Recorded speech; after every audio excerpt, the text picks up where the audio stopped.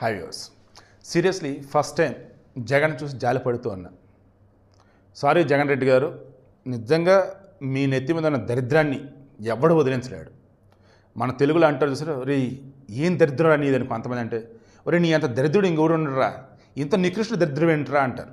అంటే అది ఎప్పుడు అంటూ ఉంటారంటే, అన్నీ వాడి చేతిలో పెడతారట, వడ్డించిన విస్తరలా ఉంటాయి, ఇటు ఇసిరేయటం ఏదో ఒకటి చేస్తూ ఉంటాడు.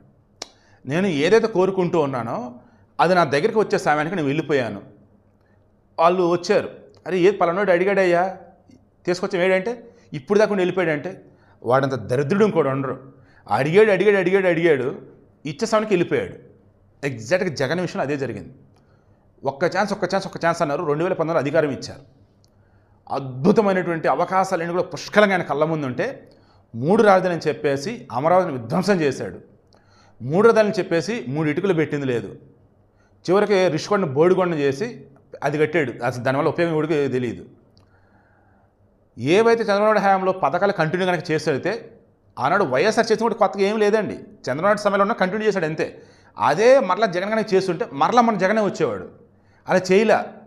అడ్డదిడ్డంగా రివర్స్ ట్రెండింగ్లు అన్నాడు, పవర్పజ్ అగ్రిమెంట్స్ ఆపాడు, కంపు చేశాడు, చెత్త చేశాడు. మీకు రోడ్లు కావాలా, పథకాలు కావాలన్నాడు, దారుణంగా వ్యవహరించాడు. చివరికి ఘోరంగా ఓడిపోయాడు. ఇంకా జాంబీల్లాగా 39% మంది ఓట్లు వేసిన మహానుభావులు ఉన్నారు. ఒరే బాబు మారండి, అమ్మ మారండి. ఇప్పుడు నేను చెప్పబోతుంది, నిజంగా చెప్తున్నా, జగన్మోహన్ రెడ్డికి సలహాలు ఇస్తున్న వాళ్ళు ఎవరైతే ఉన్నారో, జగన్మోహన్ రెడ్డి చూస్తున్న కోటరే అతి పెద్ద ప్రమాదం విజయసాయిరెడ్డి అన్నది ఏదైతే ఉందో అది నిజమేనండి. ఆ సలహాదారులు ఇచ్చేవాళ్ళు ఎవరైతే నిజంగా జగన్ పతనం కోరుకునే వాళ్ళే. జగన్ ఏం కోరాడండి, నాకు ప్రతిపక్ష నేత హోదా కావాలి అన్నాడు. నీకు 18 సీట్లు రాలేదు, ఇవ్వటం కుదరదు అన్నాడు. నాకు ఇస్తే వస్తానండి. సరే నీ ఇష్టరా బాబు, నువ్వు పులివెందుల ఎమ్మెల్యే అట్టగాని రా అన్నారు. కాదు కూడదండి. అయిపోయిందా? నిన్న అమరావతి 2.0 సభకు సంబంధించి ఆయనకు ఆహ్వానం వచ్చింది. అది మాజీ ముఖ్యమంత్రిగా ఆయన పిలిచారా, ప్రతిపక్ష నేత హోదా ఇచ్చి పిలిచారా ఏంటన్నది ఆ సభలో తెలిసేది కదా. అండ్ జగన్ కనుక వచ్చినట్టయితే జగన్ మాట్లాడే అవకాశం వచ్చేది కదా. ఆ మాట్లాడటంలో నేను అమరావతికి వ్యతిరేకం కాదు, డెవలప్మెంట్ అంటే 3 చోట్ల అనుకున్నాను, కాదని మీరు అన్నారు, అమరావతి అన్నారు. సరే అమరావతికి నిన్న అనుకూలమే చెప్పొచ్చు, అది చెప్పలా అంటే ఇప్పటికీ జగన్ వచ్చేసి అమరావతికి వ్యతిరేకమైన విషయం అర్థమవుతుంది. ఆంధ్ర రాజధాని అమరావతి కాదు అని జగన్ వచ్చేసి చెప్పినట్టుంది. అంటే మరలా జగన్ కానీ గెలిపిస్తే అమరావతిని ఉంచడు, మళ్ళీ అస్తవ్యస్తం చేస్తాడు రాజధానులు అంటూ నాన్న హడావుడి చేస్తాడు, 3 రాజధాని పెంట చేస్తాడు. వద్దురా బాబు జగన్ మరలా అన్న ఇది జనాలకి మరలా క్లారిటీ వచ్చింది.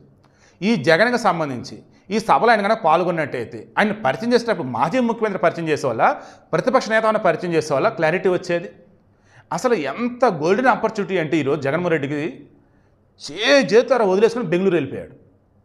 ఈ సభకు కనుక వస్తే మరలా వైసీపీకి కావచ్చు, నాన్ వైసీపీ వాళ్ళకి కావచ్చు ఒక పాజిటివ్ ఇండికేషన్ ఇచ్చేవాడు.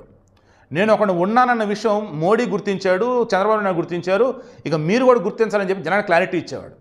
ఇదిగో నేను కోరుకున్న గౌరవాన్ని వీళ్ళు ఇచ్చేశారు, వాళ్ళు ఇవ్వకపోయినా సిచ్యువేషన్ వచ్చేసి ఆ రకంగా ఇప్పించిందని చెప్పేసి హైలైట్ చేసుకోవచ్చు. ఎన్ని అవకాశాలండి అసలు. ఇప్పుడు చెప్పండి, జగన్ విషయంలో నేను ఎన్నోసార్లు ఇదే కదా చెప్పాను. ఆయనకి ఇస్తరలో అన్నీ వడ్డించి పెడితే దాని విలువ తెలియకుండా దాన్ని కంపు చేసుకునే క్యాండిడేట్ అయ్యాను. నిజమా కాదా? ఏకంగా ఆయన ఊహించినటువంటి అదృష్టం వరంలాగా ఆయన చెంతకు వచ్చి ఆహ్వానం కూడా పంపి రావయ్యా అంటే చెప్పకుండా బెంగళూరు వెళ్ళిపోయాడు. ఇంతకు మించిన అసమర్థత ఉండిద్దా, ఇంతకు మించిన దరిద్రం ఉండిద్దా? ఇప్పుడు చెప్పండి.